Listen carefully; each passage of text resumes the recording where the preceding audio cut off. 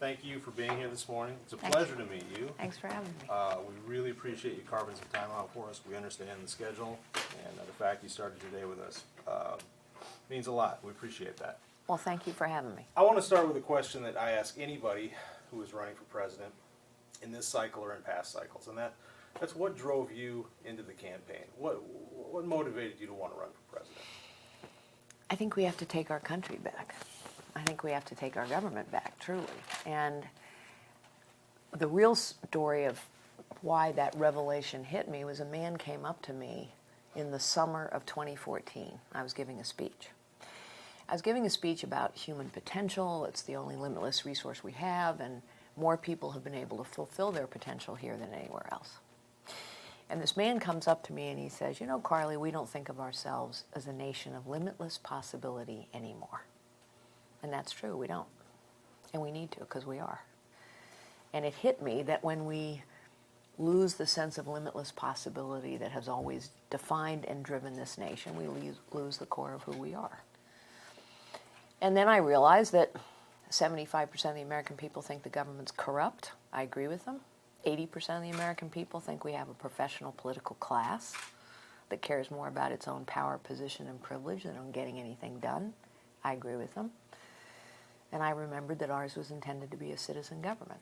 Citizens should step forward and lead for a time and go home. And I have the skills and the qualifications to lead this nation at this time. A follow-up question relates to inspiration, I guess, if you will.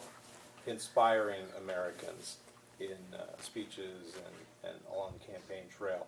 Most of what Republicans talk about on the campaign trail is negative. That this is bad, that this is wrong, that this needs to be fixed.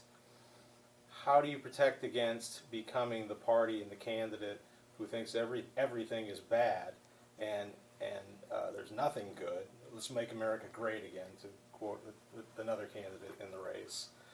How do you talk about what needs to be fixed and at the same time inspire Americans that we're not a basket case here. We have problems, but we're still a great country.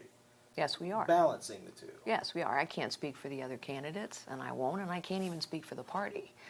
But what I will say is, in every speech I give, I say to people, you know, in order to have the courage to do what must be done, we need to remember who we are.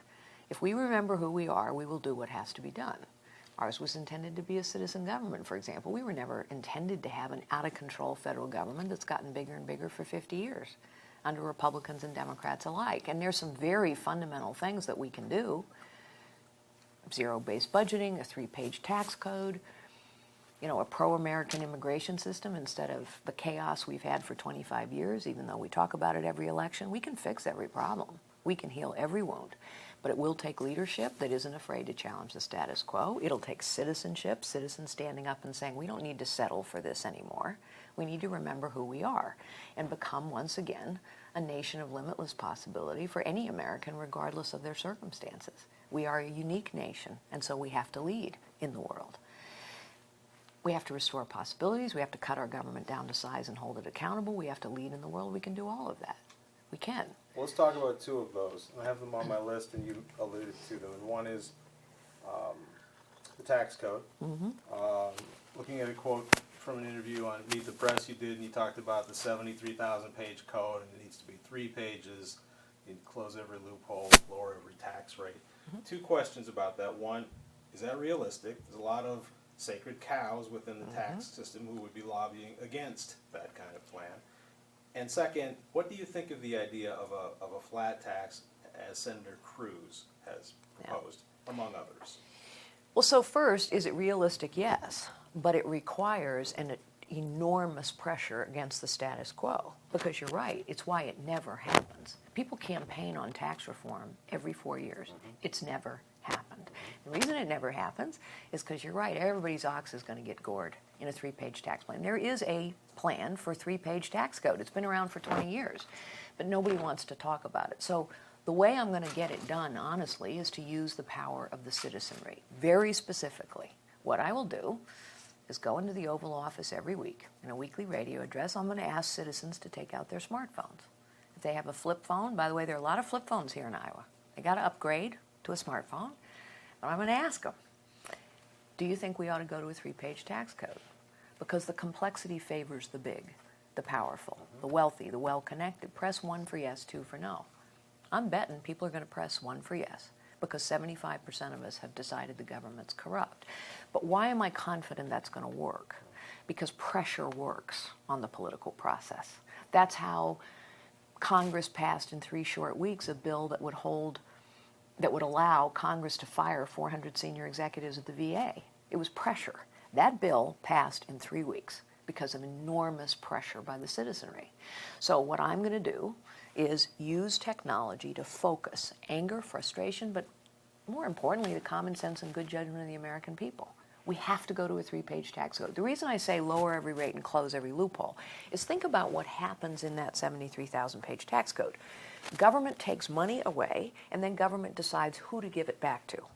And by the way, if you turn your taxes in late, you pay interest. But when the government takes its good old time to give you your deduction, you don't get any interest. I mean, it's a rigged game. It's a stacked deck. So let's take less money away from the beginning so we don't need to give it back.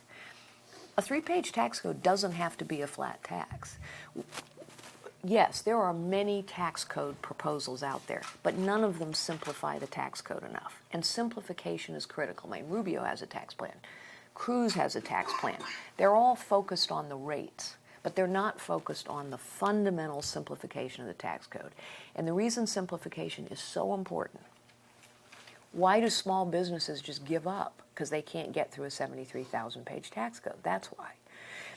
If you can hire armies of accountants and lawyers and lobbyists, you can handle this tax code. And if you can't, you're in trouble. The majority of American people now need professional help to give the government their money. Think about that. Why are we settling for this? Why are we settling for this? You shouldn't have to have professional help to give the government your money. Simplicity levels the playing field between big, powerful, wealthy, well-connected, and small and powerless. And so simplification is as important as whatever the rates are. And to achieve that, you start from the ground up as opposed to starting in That's right. Washington and looking down. That's and you right. think the Lower power, every rate, close every loophole. the power of the average American is going to be enough to stand up against the lobbied interests in Washington who would not want this to. Well, we have precedent for it. So remember when the VA scandal hit in Arizona, and we learned that veterans had died before they got an appointment, and that bureaucrats were cooking the books to avoid detection. The American people were so outraged by that they put enormous pressure on Congress. And in 3 weeks, this bitterly divided, do-nothing Congress passed a bill in 3 weeks. It sailed through the Senate 99-0. President Obama signed it into law, and that bill said you could fire the top 400 senior executives if they were derelict in their duty. It was a breakthrough. It was the first break in the dike of the seniority system. The only reason that happened is pressure. So yes, pressure works, but it has to be concerted and consistent over time. And that's why a president has to lead that pressure. And you have to have a president, I firmly believe, from outside the status quo, who doesn't mind challenging the status quo. It's what I've done all my life. It's how you get from secretary to CEO. You challenge the status quo. Real briefly, what would be your new top rate? What would be your new low rate? I'm not prepared to say that yet. I mean, we will roll details out at that point. It's somewhere between 15 and 20%. We have to have a competitive business tax rate. But the more important thing is, I think, the principle here is the government needs to take less money away so it doesn't have to expand all its power to give money back. Because that's what our tax code does today. It takes money away, and then the government chooses who to give it back to. That's how government exerts power through the tax code. I had two, and the second one was the federal debt, $18 trillion. Mm-hmm. It's just And counting. And counting by the second. It's just a Titanic, trying to turn the Titanic as it approaches the iceberg. What needs to happen? What would your approach be? In any campaign for president, there's a lot of talk about I would do this and I would do that, and a lot of what the proposals are is spending more money. and this is at a time when we have $18 Yep. trillion in debt. How Yep. do you begin to turn that Titanic? So the only thing we can do to reduce debt and deficits, we know the answers to this. Reduce spending, grow the economy. Reduce spending, grow the economy. The good news is if you reduce spending in the right way, you help grow the economy. So let's just talk about the 73,000-page tax code. When we go down to a 3-page tax code, we need a whole lot less IRS agents. We have more IRS personnel today than we have FBI and CIA combined. Think about that misallocation of resources. We have more IRS agents than FBI and CIA combined. Why? Because we have a 73,000-page tax code. So not only do we reduce spending dramatically in the IRS, but we help grow the economy. But that won't be enough. So the second thing we have to do is go to zero-based budgeting. What is zero-based budgeting? It's how every business budgets, it's how every family budgets. It means you examine every dollar, you can cut any dollar, you can move any dollar. The reason government has grown bigger and bigger for 50 years, spends more money every year, and never has enough money to do the important things is because all the money is spoken for. Every bureaucracy hangs on to its money. And all we ever talk about in appropriations hearings is the rate of increase over last year's money. So you have to break that system. We have to go to zero-based budgeting. You might be surprised to know there's a bill for zero-based budgeting sitting on the floor of the U.S. House. It's not going to get voted on. Too many oxes are going to get gored. But press 1 for yes. Do you think that bill needs to get passed? If we can't examine every dollar, if we can't move any dollar, if we can't cut any dollar, we're never going to get the deficit under control. But we can do that. How does your experience as a CEO in the private sector, CEOs to me are people who tell people what to do and they do it, doesn't work necessarily for the president. He's got to work with the Congress, and he's got to work with he or she. He's got to work with the leadership of both parties. How does your experience as a CEO in the private sector translate to the Oval Office? What's good and valuable about that experience that you would apply to the Oval Office? And how would you describe your management style? Yeah. What would it be as president? So first, there are CEOs who just order people around. Maybe Donald Trump is one of them. But actually, it doesn't work all that well. And especially when you're recruited into a company to save it, literally, you can't order people around. You have to engage people in a positive vision of change. And particularly if you are a CEO who is focused on building value over the long term, you have to engage with employees, with customers, with shareholders, and with communities. You have a lot of constituencies that frequently have competing priorities, actually. And you have to balance all of those priorities. That's what a good CEO, that's what I believe I did. But I will also tell you something else. As a CEO, this is the level of accountability that I was held to. Every 90 days, I had to go public with our results in excruciating detail. And I had to make projections in excruciating detail about the next 90 days, about the next 12 months, about the next 2 years. And if I misrepresented those results or those projections, I was criminally liable. Now imagine if we held politicians to that standard. I am used to being held accountable for setting goals and for achieving results and for working through others to get those results done. So I will bring that level of results orientation and understanding of how to translate goals into actions and accountability to the White House. And I think people are tired of a lack of accountability. I think people are tired of a lack of the tough but necessary decisions getting made. I also think that if you're running a family or you're running a small business or you're running a big company, there are some basic disciplines that you know work. If you want to get your spending under control and prioritize your spending, you need to know where you're spending money. And you need to be able to move that money around. That's kind of basic. Politicians don't talk about zero-based budgeting, but it's common sense. Of course we need to do that. So I think there are perspectives and disciplines that come from managing and leading an organization whose job it is to produce results. A good company produces results for its customers, for its employees, for its investors, for its communities. And in the end, what is federal government? It should be producing results. Government should be producing results for the people who pay for it, taxpayers. Government should be producing results for its citizens. And right now, government doesn't produce enough results for anybody. When you look at the economy 7 years after the recession began, what's good about the economy today, what's bad about it, and what's necessary, what's needed? So there are some good things. I mean, we're not in the midst of the depth of crisis that we were 7 years ago.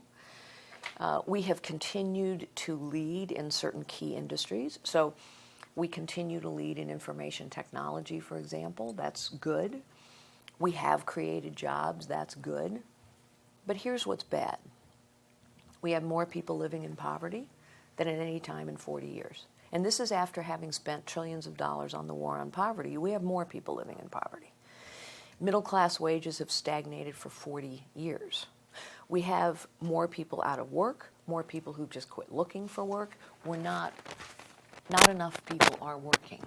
And there's not enough opportunity in this country. There aren't enough jobs being created. And one of the reasons not enough jobs are being created is we've created this structural problem now with big, complicated government. It's called crony capitalism. Big companies are getting bigger and bigger and bigger and more powerful. That's true, and let's just take banking, for example. Okay, Dodd-Frank gets passed, but Fannie Mae and Freddie Mac aren't reformed. And 10 banks too big to fail have become 5, even bigger banks too big to fail. And 1,590 community banks have gone out of business. And that's a structural problem because that community banking system provides the support, the capital, the helping hand to the real creators of jobs in this nation, which are new and small and family-owned businesses. They create 2/3 of the jobs. They employ half the people. And we're crushing them. We're now destroying more of them every single year than we are creating. And it's why the engine of job creation is slowing down. The big get bigger, the small get crushed. So that's now a structural problem we have to reverse to grow the economy at its full potential, which we're not. What's another structural problem? We're not educating. We're not educating. The Department of Education has gotten bigger and bigger, but the opportunity gap, the achievement gap, between kids who grow up poor and kids who grow up wealthy is widening, not narrowing. One of the reasons for that is because Democrats and the progressive wing of the Democrat Party, and that's what's taken over the Democrat Party, are protecting the teachers' unions at all costs. But Republicans have increased the size of the Department of Education as well and put, big centralized bureaucratic programs in the Department of Education, whether it's No Child Left Behind or Common Core or Race to the Top. None of them are fixing the problem because you don't fix the problem in Washington. So, lack of job creation. Too many people mired in poverty and tangled up in webs of dependence. We have record numbers of people on those programs of dependence of some kind, and we are not educating, preparing our kids for the 21st century. Those are real problems in this economy. And it's why the economy is grinding along and why Obama declares victory every 3 months and everyone else in America goes, this doesn't feel like victory to me. This What about doesn't. in Iowa? Iowa has just essentially reached full employment level with the drop to below 3 point something percent. What do Iowans tell you about that?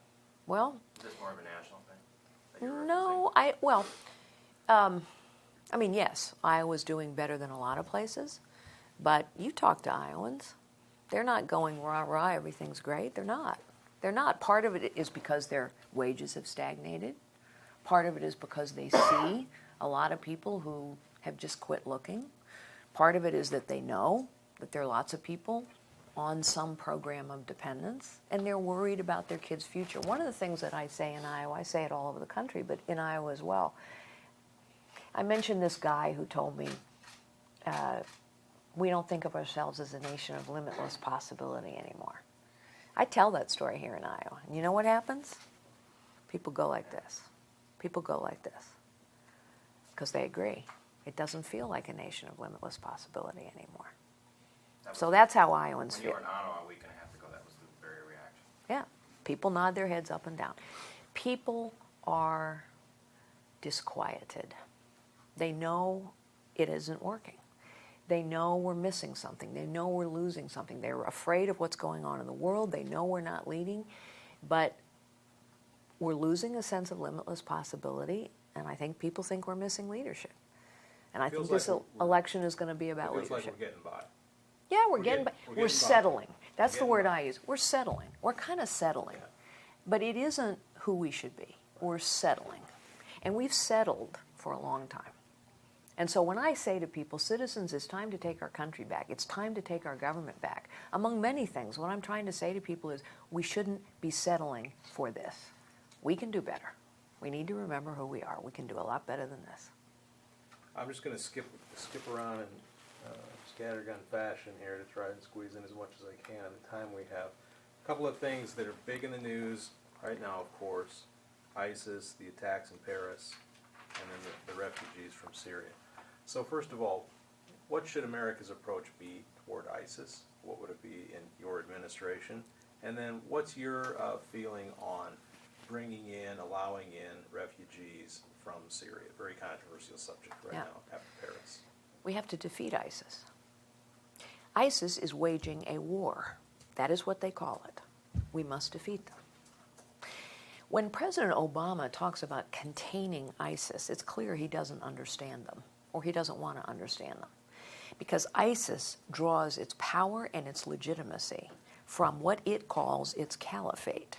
Territory is important to them. We have to deny them territory. And to deny them territory, we have to cut off their supply lines. We have to take back the territory. Here's another thing that President Obama unfortunately has done. He sort of convinced the American people, and frankly, some Republican candidates, of this false choice. The false choice that President Obama lays out is, if you don't agree with what I'm not doing, the only option is 15 to 20,000 American boots on the ground. It is false. It is false. So, what do we have to do? We have to lead a coalition. I know most of our allies in the Middle East. I know the Jordanians, the Kuwaitis, the Saudis, the Egyptians, the Emiratis, the Bahrainis, the Kurds, the Turks. All of these nations are fighting ISIS on the ground as we speak. But they also have asked us for very specific things, and we're not providing them. Yes, they've asked us for more effective bombing runs. Yes, they've asked us for more special forces, but they've also asked us. King Abdullah of Jordan came here 18 months ago. The week the Jordanian pilot was burned alive in a cage. He was here asking us for bombs and materiel for his Air Force. We have not provided it. The Kurds have been asking us to arm them for 3 years. We've never gotten around to it. The Egyptians, who are trying to lead a successful coalition, have asked us to share intelligence. We won't. There are a whole set of things we can do, we must do, but we have to lead. We have to provide support and resolve. This enemy has to be defeated. Period. And to defeat them, we have to deny them territory. With regard to Syrian refugees,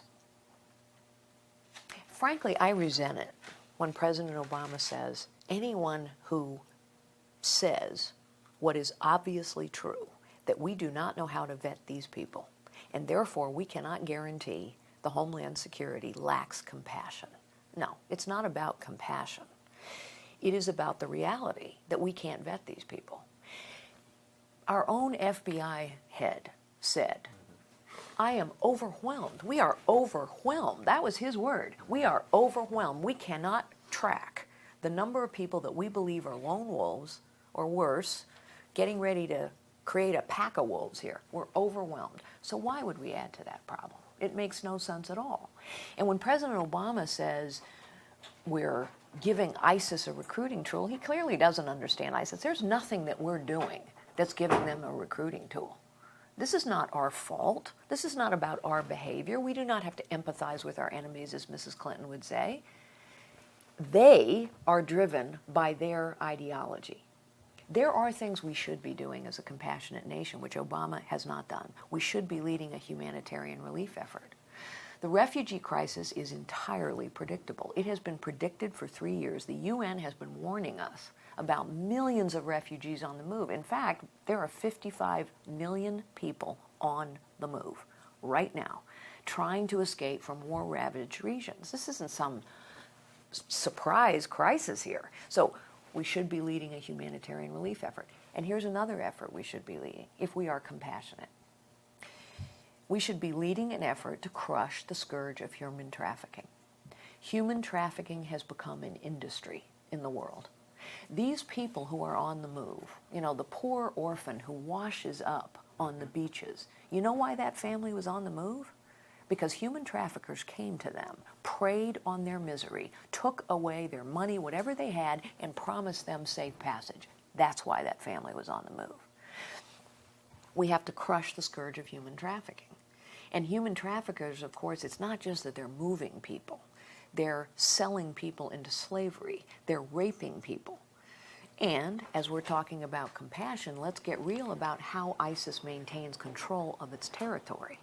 How do they maintain control of their territory?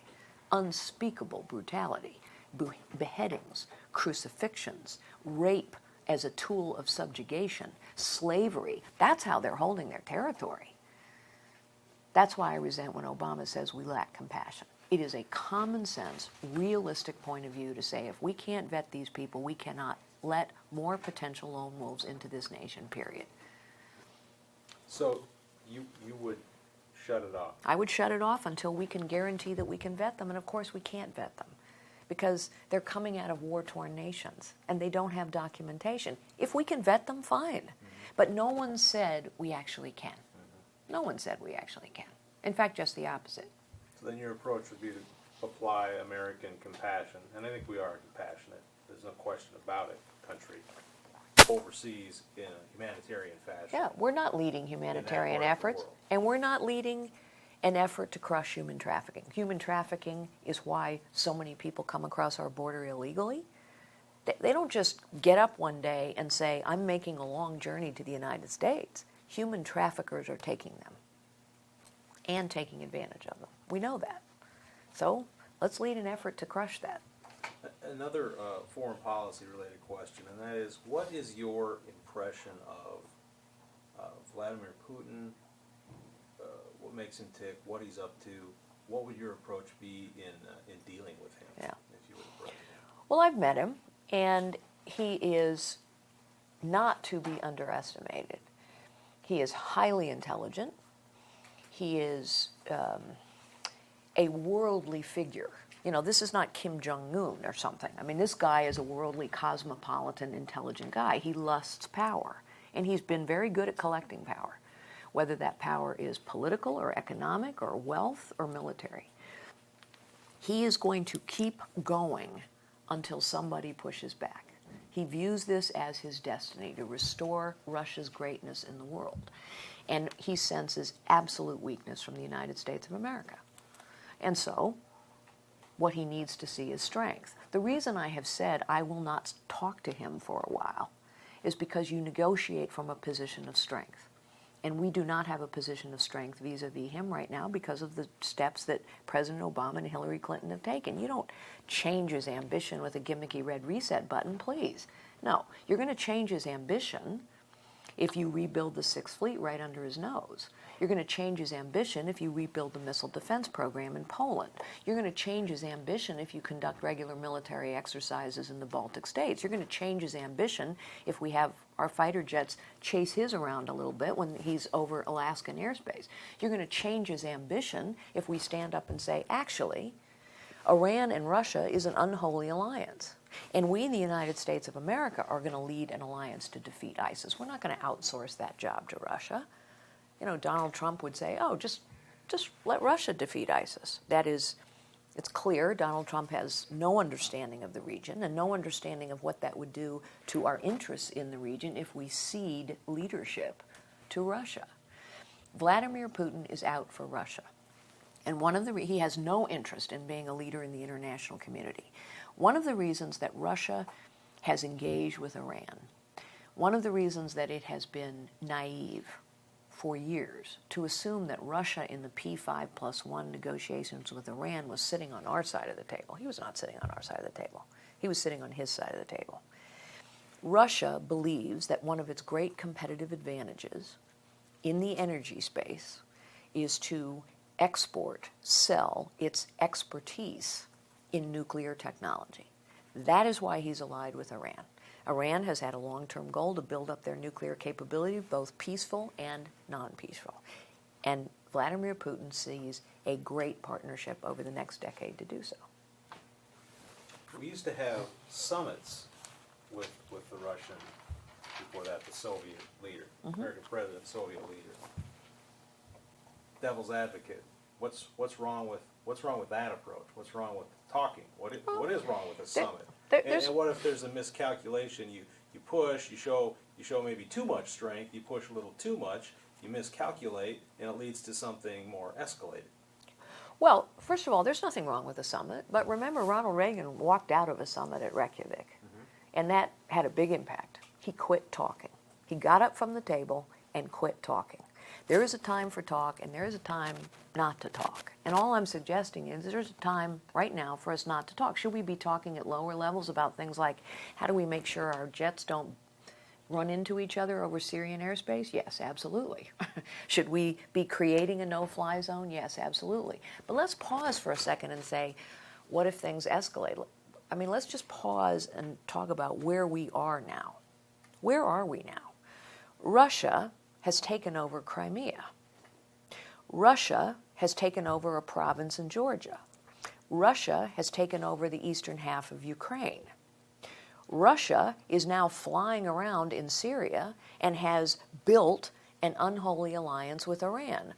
Russian jets just traveled into Turkish airspace, not for the first time, for the third or fourth time. Russia is on the move.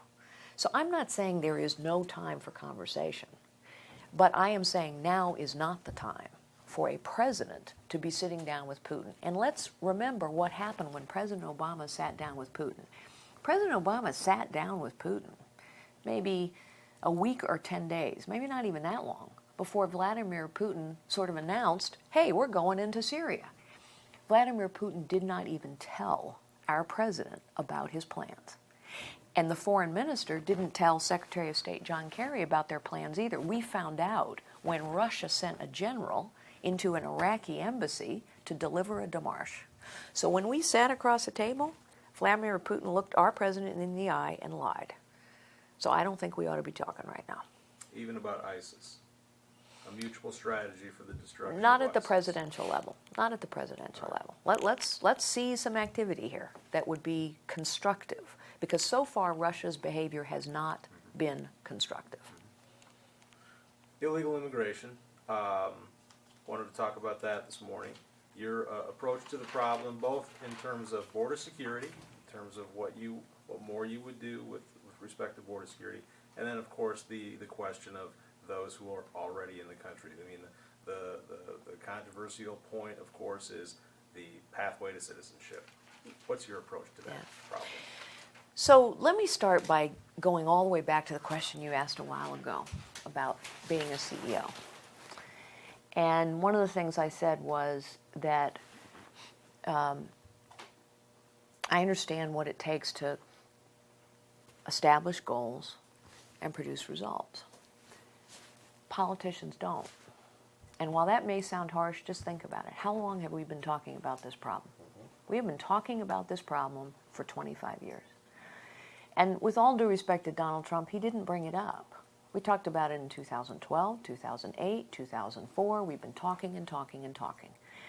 And candidates every election cycle stand up and talk tough. But the border remains insecure.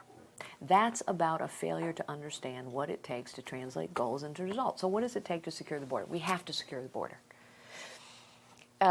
For a whole set of reasons. We have to secure the border because a nation that cannot protect its border cannot protect its sovereignty, and sovereignty matters.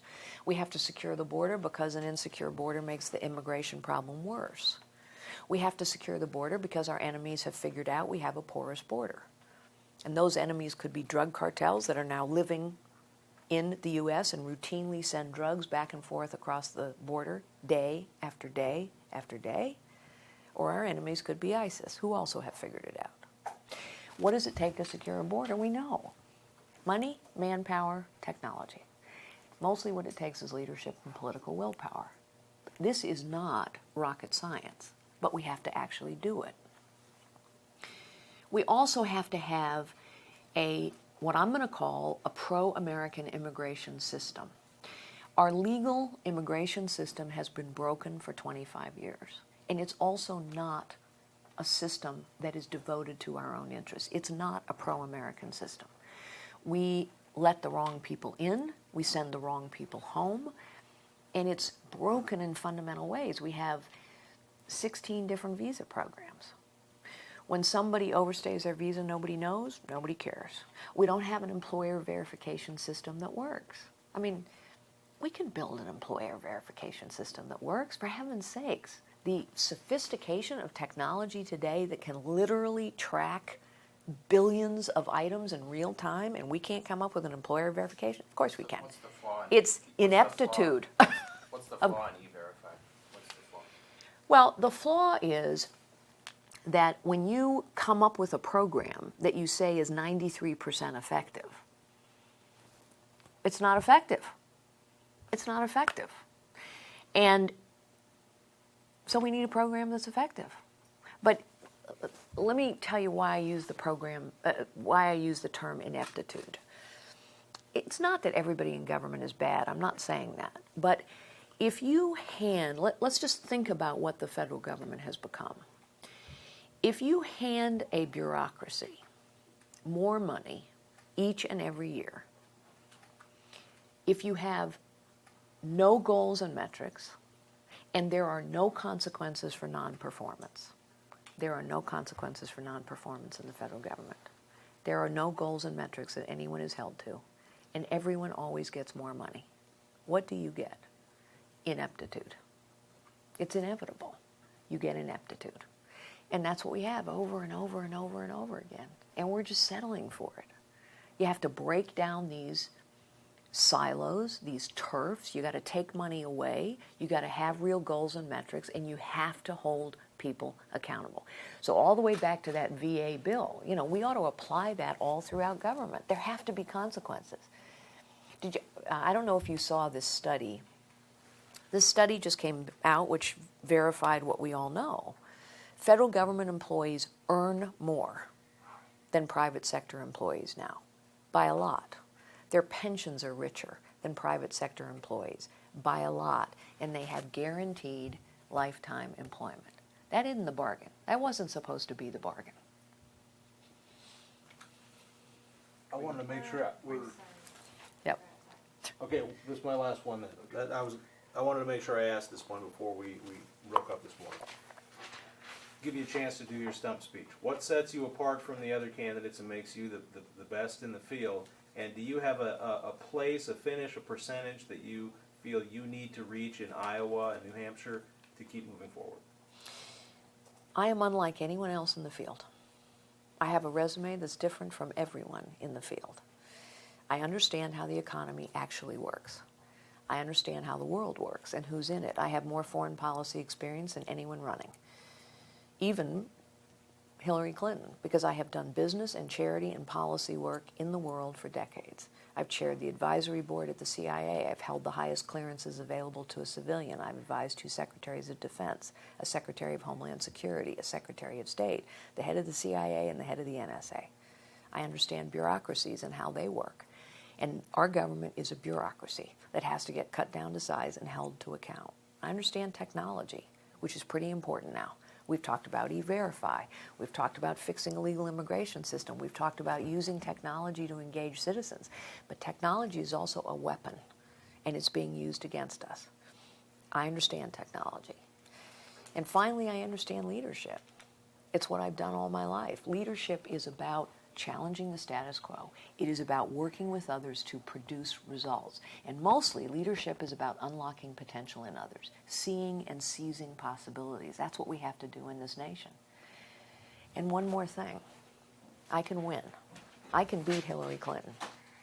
I say to Iowans every single day, I respect that Iowans take their responsibilities really seriously, and I'm glad they do. And I respect, as a result, they take their time. But every single Iowan cannot wait to see me debate Hillary Clinton. I would pay money to see that. That's right. And you know why you're going to pay money to see it? Because you know what's going to happen. You know what's going to happen. You know I'm going to beat her. And we actually have to win. We actually have to win. So I can do this job in a way nobody else can. I'm qualified in a way no one else has. I say that with all humility, but I have a different resume, and I can win this job, and we need to win. Mike, I expect to see that in the editorial. What's that? I would pay money to see. That's your right. debate. There's only one way you see that debate. I am not I have to kidding. be the nominee. I am not kidding about Exactly. that. I would love to see that one-on-one debate. Well, that's right. And there's only one way you're going to see it. Okay, the last question then was, is there a place? I already asked, but she didn't answer it, so I'm asking it again. What was the question? Place in Iowa, I percentage, finish didn't that you- answer it because I don't want to answer it. All right. Fair enough. That's an honest answer.